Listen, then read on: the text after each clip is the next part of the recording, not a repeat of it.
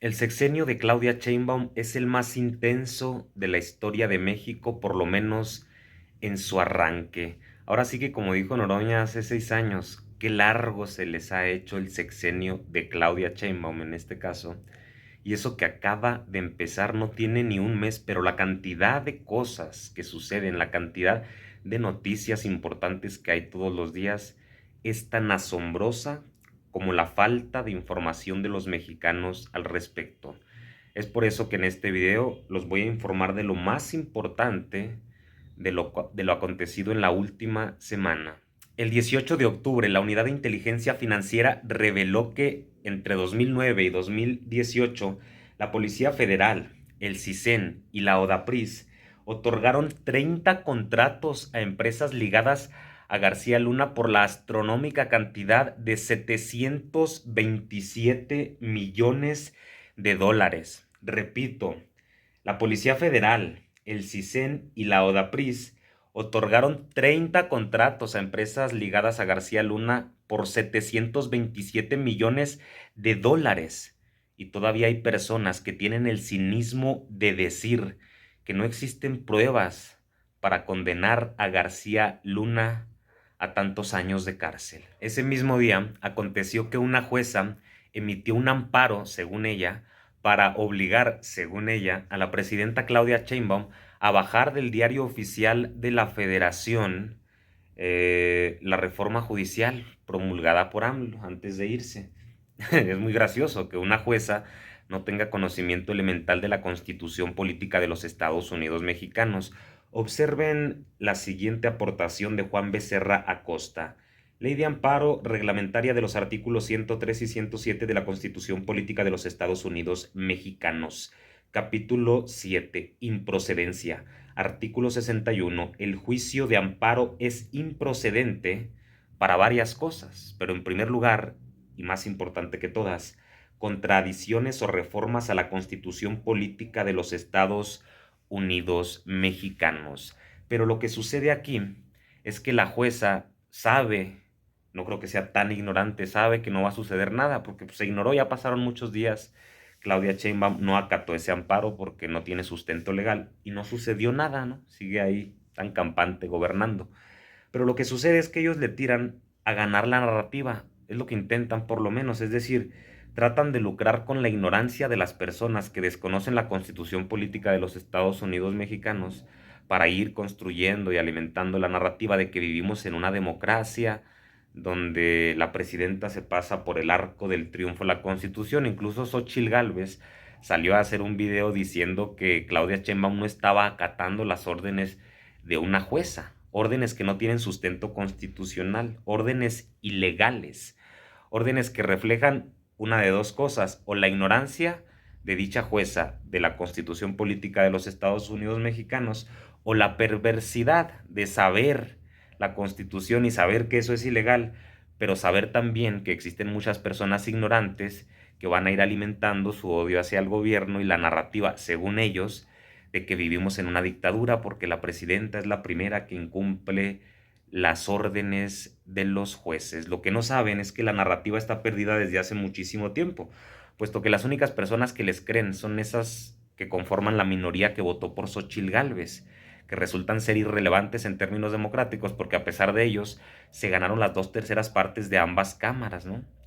Entonces van a seguir en esa misma tónica y lo que va a suceder es que las personas que ya les creen pues van a seguir aumentando su odio hacia la 4T y sus ideas, según ellos, las van a seguir consolidando y viceversa, las personas que no les creemos y que nos informamos un poquito, pues vamos a decir ni cómo darles el voto de nuevo. Entonces lo que va a suceder es que se va a prolongar la 4T por muchas décadas y se van a arraigar los dos lados, cada quien con sus creencias e ideologías políticas. Es decir, por más que gracias a esas pseudonoticias sigan consolidando a sus votantes, por más que las personas que odian a la 4T aumenten su odio hacia la misma, su voto sigue contando por uno. Esas son las cosas que no toman en cuenta. Entonces hay que le sigan. Eso en términos democráticos le conviene a la 4T ese tipo de polarización, entre comillas, porque la mayoría del lado de la izquierda es abrumadora. Pero el hecho de que aumenta cada vez digamos, el odio que tienen esas personas en contra de la 4T es innegable. Ese mismo día, la Unidad de Inteligencia Financiera también reveló que hasta el momento se han confiscado al exsecretario de Seguridad de Felipe Calderón preso, Genaro García Luna. Se le han confiscado más de 2.4 millones de dólares por la venta de inmuebles y un acuerdo sobre sus cuentas. Además, le han sido aseguradas 15 propiedades, incluyendo un departamento de más de medio millón de dólares, pero sin contar las propiedades, ni el departamento, ni nada del resto de sus millones, solo contando lo que se le ha confiscado y que se ha vendido. 2.4 millones de dólares, estamos hablando de 48 millones de pesos. Un funcionario con su sueldo tendría que trabajar 48 años más o menos y no gastar prácticamente nada, suponiendo que tengas el sueldo del presidente, 100,000 pesos al mes, es 1,200,000 en un año. Suponiendo que prácticamente no gastes nada y ahorres 1 millón al año, necesitas 48 años para reunir la cantidad de dinero que se le ha confiscado, más lo que falta de confiscársele, más lo que no se descubrió porque se gastó. ¿Sí me explico? Que no compró nada. Por lo tanto, pues cada vez es más ridícula la idea de que no existen elementos para haberlo condenado y de que Calderón no sabía. Al siguiente día hubo un histórico decomiso de sustancias ilegales en Michoacán, producto del trabajo de la Marina. Les voy a leer la nota de Revolución 3.0. En una operación sin precedentes al sureste de Lázaro Cárdenas, Michoacán, la Secretaría de Marina aseguró más de 8,361 kilogramos de coca y NA, en lo que ha sido considerado uno de los aseguramientos más grandes en el mar. Además de la sustancia ilegal, se incautaron 8,700 litros de combustible, 6 embarcaciones y 23 personas detenidas. Durante la operación, el personal naval interceptó varias embarcaciones, recuperando bultos con presunta sustancia ilícita que habían arrojado al mar y confiscando grandes cantidades de combustible. Todo esto ha sido puesto a disposición de las autoridades competentes para su investigación. Enhorabuena por los marinos que están haciendo su trabajo de forma correcta, porque intentos de soborno han de haber sobrado. Sin embargo, este tipo de cosas no contribuye a disminuir la violencia en los lugares donde suceden, porque se sabe que las personas que se dedican al narcotráfico, son personas que tienen en sus cálculos ese tipo de decomisos, es decir, ellos sacan cuentas, de cada 10 envíos nos van a decomisar uno o dos, y ahí van incluidas en esas pérdidas las cuentas, ¿no? Para que les quede ganancia a pesar de eso.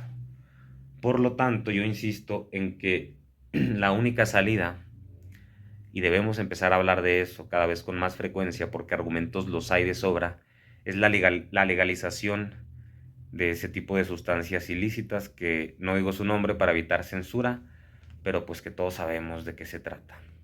También se confirmó el 19 de octubre que el Infonavit creará una empresa constructora para construir, valga la redundancia, casas a bajo costo, mejorar la calidad de las viviendas, generar empleos directos e indirectos en todo el país y combatir la corrupción. ¿Cuándo iniciará la construcción de dichas viviendas?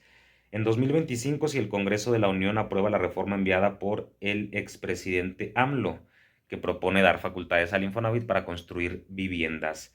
Se construirán 500,000 por medio del Infonavit y 500,000 por medio del CONAVI. Se esparcirán de la siguiente manera: 325,000 para la región sur, 239,400 para la región centro, 228,800 para la región centro norte y 206,800 para la región norte. Con esto se van a crear 6.1 millones de empleos directos y 9.2 millones de empleos indirectos. Esas viviendas se enfocarán en la población prioritaria, que está compuesta por jóvenes, jefas de familia y adultos mayores. Enhorabuena, porque el gobierno ya empieza a hacer algo para evitar los abusos en los incrementos de los precios de las viviendas por la especulación intensa que ha habido en los últimos años. Si ustedes analizan el costo de los terrenos y de las casas hace 10 años o hace 20 años y los comparan con el actual, no están al doble ni al triple. Se dispararon de manera astronómica, ¿no? Con una curva ascendente que debería alarmar a cualquier persona, porque incluso hay estudios que dicen que hay más departamentos y viviendas desocupadas que personas en situación de calle. Quiere decir que algo estamos haciendo mal. Esos son los problemas del libre mercado, que lo último que hace es regularse solo. Y el problema de la vivienda lo deja de manifiesto. Cada vez son más caras las rentas. Por lo tanto, es bueno que el gobierno intervenga, aunque no de una forma directa, digamos, limitando los precios de acceso a las viviendas, dejan al libre mercado en su libertad, pero empiezan a crear viviendas para generar competencia, como lo que hicieron con el gas del bienestar, que cuando las gaseras empezaron a ver que el gobierno tenía posibilidades de competir con ellos a mejores precios y que se les iban a ir los clientes, bajaron sus precios, negociaron con el gobierno, ya se quitó el gas del bienestar, pero con la advertencia fue suficiente para que las gaseras dejaran de excederse, inflando los precios, poniéndose de acuerdo para hacerlo. Por lo tanto, pues es una gran decisión, ojalá y se sigan construyendo. Hay otras alternativas muy importantes de viviendas del futuro a precios accesibles con gran calidad. De eso habla Simón Levy en sus redes sociales, les recomiendo seguirlo si les interesa. En esa misma semana, el periódico El Universal, que generalmente es de derecha, publicó que el Aeropuerto Internacional de la Ciudad de México perdió 2 millones de usuarios tan solo en 2024 tras la reducción de vuelos nacionales, mientras que el Aeropuerto Internacional Felipe Ángeles, el que construyó AMLO, ganó 2.6 millones de nuevos usuarios tan solo en lo que va de 2024. Con esto se soluciona la sobresaturación que estaba padeciendo el Aeropuerto Internacional de la Ciudad de México. Además, días atrás se había publicado que el Aeropuerto Felipe Ángeles se ubicaba como el primero a nivel nacional recibiendo vuelos de carga, y precisamente esos vuelos de carga que traen generalmente envíos de paqueterías internacionales son los que contribuían a saturar el Aeropuerto Internacional de la Ciudad de México. Por eso se retrasaban las salidas y las llegadas de muchísimos vuelos. Además, hay un premio francés que se llama Versalles, muy prestigioso, que colocó al Aeropuerto Internacional de la Ciudad de al Felipe Ángeles, perdón, entre los más bellos de el mundo, demostrando así que cuando uno quiere saber qué es lo que va a suceder, solo hay que escuchar lo que dicen las personas de derecha que va a suceder, porque siempre pasa todo lo contrario. El 21 de octubre se reveló una noticia muy triste que sinceramente no se le desea a nadie. El presidente de Movimiento Ciudadano, Dante Delgado, anunció que tiene cáncer de estómago. Lo lamento, sinceramente, reitero, no se le desea absolutamente a nadie ese tipo de enfermedades. Y menciono esto porque esto abre la puerta de cara a las elecciones del 2030 para crear una mega alianza opositora. Es evidente que la estrategia de que Movimiento Ciudadano fuera por separado no funcionó lo suficiente para el partido anaranjado y golpeó en demasía las aspiraciones de la alianza opositora. La única posibilidad que tiene la oposición para competir en las futuras elecciones, y ni siquiera competir para intentar ganar, sino competir para que Morena no vuelva a ganar las 2/3 partes de las cámaras, es que creen una mega alianza opositora.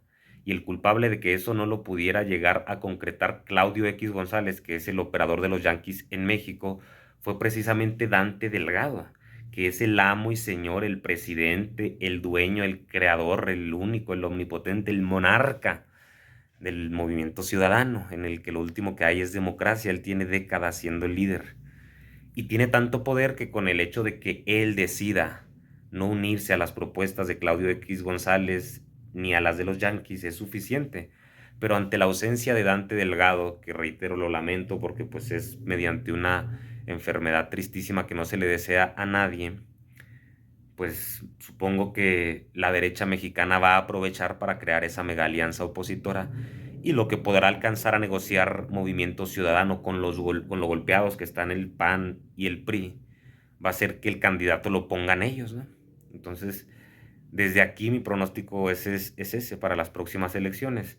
Una alianza entre PAN, PRI y MC, el MAC-PRIAN, y el candidato lo más seguro es que sea Samuelito Colosio Jr., para ponerle nombre y apellido. También el 21 de octubre se reveló que por 186,000 pesos vendían los exámenes en la Escuela de Jueces para ingresar al Poder Judicial. Así lo informó Rosa Isela Rodríguez, secretaria de Gobernación. Es decir, no todas las personas juzgadoras están en sus puestos por su enorme inteligencia o por su dominio de la Constitución y de los temas legales, sino por su corrupción y porque compraron un examen que, dicho sea de paso, se pagó de inmediato. Eso explica que muchísimos jueces no tengan conocimientos ni siquiera elementales sobre la Constitución política de los Estados Unidos mexicanos. El 23 de octubre, el secretario de Educación Pública Mario Delgado informó que el Instituto Politécnico Nacional aumentará su matrícula en 30,000 nuevos lugares. Enhorabuena por el aumento de la educación superior en nuestro país, una de las principales promesas de la actual presidenta Claudia Sheinbaum. Ese mismo día, los diputados de Morena y sus aliados elevaron a rango constitucional algunos programas del bienestar, como lo son Sembrando Vida, Bien Pesca, Fertilizantes para el Bienestar y Precios de Garantía. El más importante de todos esos programas desde el inicio del sexenio de AMLO fue los precios de garantía, porque muchos coyotes, los llamados coyotes que van y le compran la cosecha a los agricultores, a veces les pagaban precios realmente insultantes y ellos eran los que se quedaban con toda la ganancia del trabajo de los campesinos. Y pues los precios de garantía solucionaron esa cuestión. Sin embargo, hay que decir aquí algo que es una realidad. Esos programas que ya son constitucionales, salvo Sembrando Vida, que sí tiene gran alcance, pero el resto, como Bien Pesca y Fertilizantes para el Bienestar, no llegan a los suficientes pescadores ni a los suficientes agricultores. No solo hay que elevar a rango constitucional ese tipo de programas, hay que aumentar el alcance que tienen, sobre todo el de los fertilizantes, pero también el de la pesca. Estamos hablando de algo elemental, es decir, de la soberanía alimentaria. También el día de ayer, 23 de octubre, que justamente ayer, 23 de octubre, fue el día más ajetreado y con más noticias a nivel político en lo que va del sexenio, se le acusó desde Estados Unidos a Ricardo Salinas Pliego porque el Poder Judicial lo protege y le permitió en 2022 evadir el acuerdo de pago de su deuda. Es decir, Ricardo Salinas Pliego adeuda 400 millones de dólares, 400 millones de dólares, 8,000 millones de pesos, adeuda a dos fondos de inversión de Estados Unidos.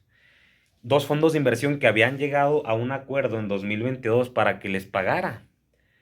Y gracias al Poder Judicial mexicano no les pagó, porque pues está lleno de corrupción y Salinas Pliego tiene influencia ahí, por eso quieren mantener ese Poder Judicial. Total, que ahora, 23 de octubre de 2024, salieron a reclamar públicamente la protección del Poder Judicial al magnate y deudor mexicano. Esperemos que con el caminar de la reforma judicial, que no la va a detener nadie, por cierto, este tipo de cosas se vayan resolviendo. Y como les dije al principio, Ricardo Salinas Pliego no va a dejar de ser el tercero más rico para ser el cuarto, va a salir del top 10, porque además de eso le van a cobrar en los próximos días, semanas o meses a más tardar todo lo que le debe al fisco mexicano, dinero que va a beneficiar a millones de mexicanos. Y producto de esa acusación pública y mediática, ayer 23 de octubre, la agencia de calificación crediticia Standard & Poor's, S&P por sus siglas en inglés, colocó en grado especulativo los bonos de la empresa Electra debido a los procesos legales que enfrenta en materia fiscal, los cuales pueden agravarse en los próximos 12 meses. Y producto de eso, porque es una reacción en cadena, un efecto dominó, la Bolsa Mexicana de Valores sacó nuevamente, porque ya la habían sacado, pero volvió a ingresar, sacó a Electra de su cotización, ya no cotiza en la Bolsa Mexicana de Valores, la única empresa, bueno, Banco Azteca también, una de las dos empresas rentables que le quedan a Salinas Pliego, porque sabemos que TV Azteca desde la llegada de López Obrador al gobierno es un fracaso absoluto. Enhorabuena porque se está hundiendo uno de los personajes más corruptos y con menos escrúpulos que existe en México. Y por si todo eso fuera poco para un solo día, también ayer, por 3 votos contra 2, la Sala Superior del Tribunal Electoral aprobó que el INE continúe con la elección del Poder Judicial. Hay varios poderes en el aparato judicial mexicano, no solo es la Suprema Corte de Justicia de la Nación. Ahora incluso el Tribunal Electoral en su sala superior respalda las decisiones del Poder Legislativo y Ejecutivo. Cada vez se quedan más solos los ministros de la Suprema Corte de Justicia de la Nación. Además de eso, también el día de ayer, el Consejo Estatal Electoral de Tabasco decidió por unanimidad retirar la acreditación al PAN como partido político, tras no alcanzar el 3% de la votación en las elecciones del 2 de junio, donde solo logró el 1.78%. Aunque usted no lo crea, repito, el PAN pierde el registro como partido local en Tabasco. Solo se podrá votar por el PAN en Tabasco en las elecciones federales. Así de potente es la fuerza de Morena en los lugares donde tiene más arraigados a sus votantes, a diferencia de la derecha. Porque si usted analiza las votaciones en los estados de derecha, como lo son Guanajuato, Aguascalientes, Chihuahua o incluso todavía Nuevo León a nivel municipal, sigue ganando la derecha, pero la izquierda le respira en la nuca, está cerquita y a unos años de darle la vuelta. Contrastantemente con los lugares donde la izquierda es fuerte, como Guerrero, Tabasco, Chiapas, pues ni siquiera alcanzan el registro. Ya no solo el PRD, sino hasta el PAN ha perdido uno de sus 32 registros estatales. Así empieza la debacle del Partido Acción Nacional. Y seguimos con el 23 de octubre. No puedo creer que hayan pasado tantas cosas importantes en un solo día. Les voy a leer la siguiente nota de Polemón, a quien recomiendo seguir. La Cámara de Senadores aprobó en comisiones el dictamen que pretende blindar las reformas constitucionales. La tarde de este miércoles, la Comisión de Puntos Constitucionales aprobó la reforma de la supremacía constitucional, propuesta por Adán Augusto López Hernández y Ricardo Monreal, la cual adiciona un párrafo al artículo 105 y se reforma el párrafo primero de la fracción segunda del artículo 107 de la Constitución. El proyecto se envió a la mesa directiva del Senado de la República para su publicación en la Gaceta Parlamentaria y posterior discusión, la cual se espera que se dé el día de mañana, es decir, hoy, en el Pleno. La reforma antes mencionada fue modificada respecto de la versión original, que además de los artículos mencionados también tocaba el artículo 1 y el 103 de la Constitución. La iniciativa busca ratificar que las reformas constitucionales avaladas por el Poder Legislativo no pueden ser impugnadas, esto para evitar que el Poder Judicial viole la ley de amparo y se autodetermine con la capacidad de echar abajo las legislaciones aprobadas por el constituyente. Cabe mencionar que la reforma contiene dos transitorios que definen que los asuntos que están en trámite se tienen que resolver conforme a las disposiciones que se contienen en la reforma a discutir.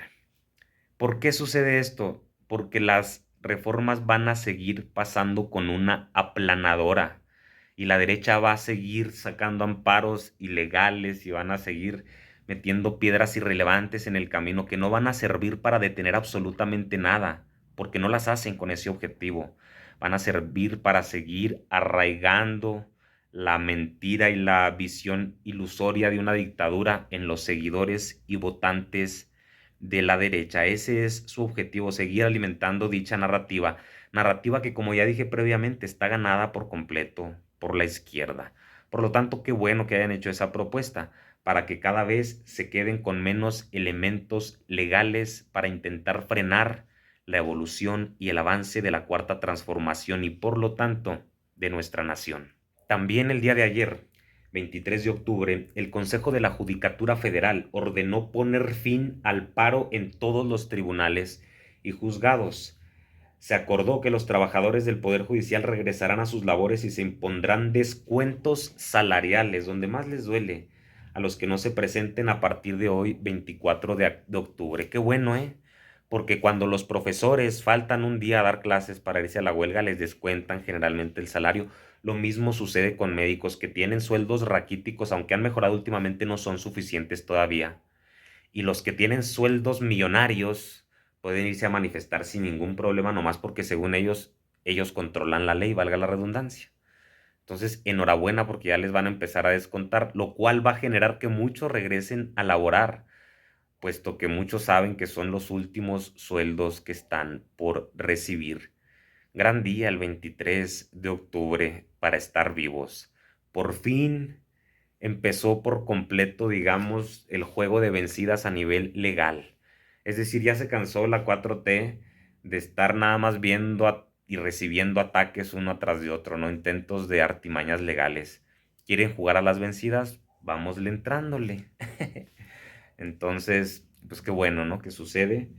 Y ojalá y que la enorme mayoría de las personas que siguen sin entender que queremos democratizar el poder judicial vayan entendiendo que si quisiéramos, digamos, vivir en una dictadura, ni siquiera se haría esto. Con las reglas anteriores, la presidenta de la República tenía la posibilidad y la facultad de poner y proponer a los magistrados. Ahora los va a elegir el pueblo con voto secreto. Entonces, que ya le vayan bajando a sus huelgas que no les están sirviendo de nada. Porque repito, las personas que les creen su narrativa de la dictadura ya les creyeron hace mucho y sus votos siguen contando por uno. Además de eso, ayer 23 de octubre los diputados aprobaron en lo general y en lo particular una reforma a la vivienda. Les leo la siguiente nota de 11 Noticias. Con 469 votos a favor, una abstención y cero en contra. ¿Cuántos faltistas? Eso tenían que haber sido 500. Pero bueno, con 469 votos a favor, una abstención y cero en contra, el Pleno de la Cámara de Diputados aprobó en lo general y en lo particular el dictamen de reforma en materia de vivienda, que faculta al Infonavit la construcción y el arrendamiento de viviendas en no más del 30% del salario de los trabajadores. Eso es lo importante.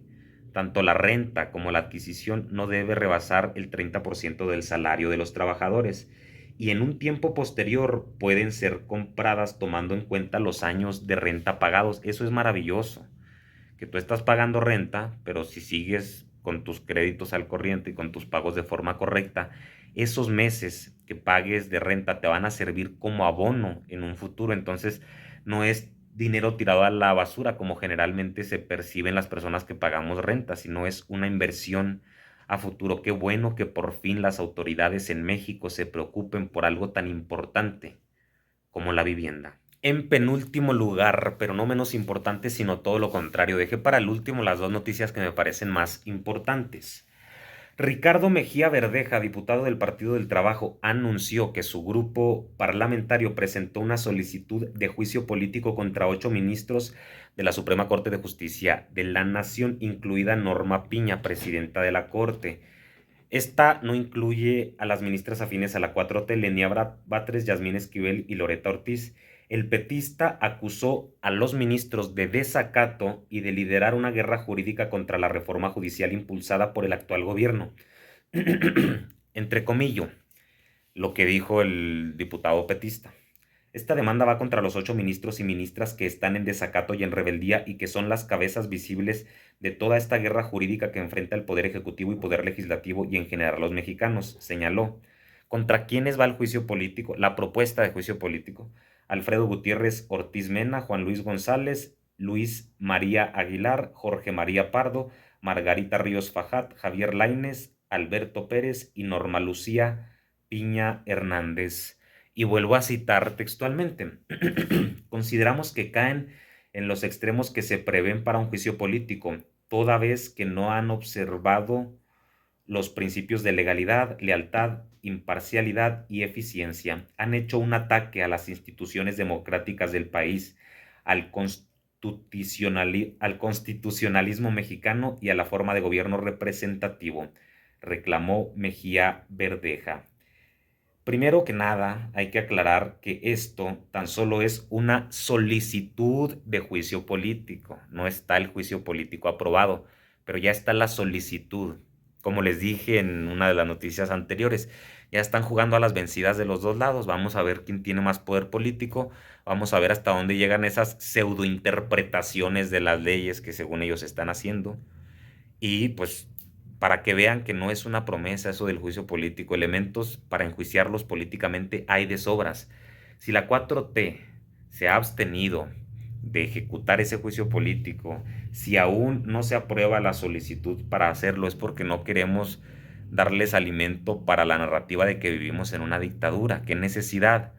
Pero también, si siguen aferrados a violar la Constitución solo porque ocupan grandes puestos y no quieren dejar de ganar esos sueldos, va a ser necesario que esa solicitud, hay que aclarar, solicitud de juicio político, se apruebe. Es solicitud por el momento, porque también muchos medios amarillistas salieron a decir que ya es juicio político. No, ahí está la solicitud ya puesta, nada menos que por el grupo parlamentario del PRD, no por mí ni por ustedes, por un grupo de diputados federales. Entonces, mucho ojo a esos 8 ministros de la Suprema Corte de Justicia de la Nación. Están a tiempo de retractarse. Y por último, la noticia que desde mi perspectiva es la más importante de las acontecidas en esta semana. Les voy a leer la nota de Martín Rodríguez que pueden encontrar ustedes en martinrodríguezhernandez.com. El PAN en la Ciudad de México, ligado al esquema de corrupción inmobiliaria en la alcaldía Miguel Hidalgo, ha cerrado filas con el Poder Judicial en la capital y ha exhortado al Congreso local a acatar la sentencia de un juez, para cambiar el uso de suelo de 4.800 hectáreas del bosque de Chapultepec en beneficio de una empresa que pretende construir ahí condominios de lujo. 4.800 hectáreas del bosque más importante de México. Hay un grupo de personas, entre ellas muchos panistas importantes, que quieren convertirlas en viviendas. El bosque más importante de una de las ciudades más grandes del planeta Tierra. Hágame usted el favor. Continúo con la nota, entre comillas. Es una hipocresía porque el PAN gobierna la Miguel Hidalgo, que es donde está el predio en cuestión, y se sabe que las y los vecinos de la zona de Bosques de las Lomas están en contra de ese desarrollo, y a pesar de gobernar y tener los diputados del PAN, ellos aún deciden ir en contra de los intereses de los ciudadanos, denunció la diputada de Morena, Cecilia Vadillo. Y continúa la nota. El caso se trata de una disputa legal que lleva décadas, pero que ha resurgido este año con una presión directa del Poder Judicial al Congreso de la Ciudad de México.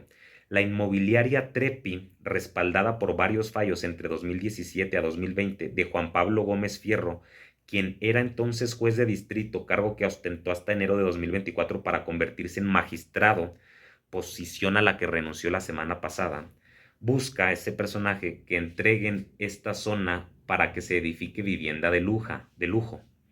A pesar de una sentencia judicial de 2024 que ordena devolver estas tierras a la empresa, las autoridades de la Ciudad de México se han resistido a cumplirla durante 20 años en protección del área verde, y qué bueno que se hayan resistido.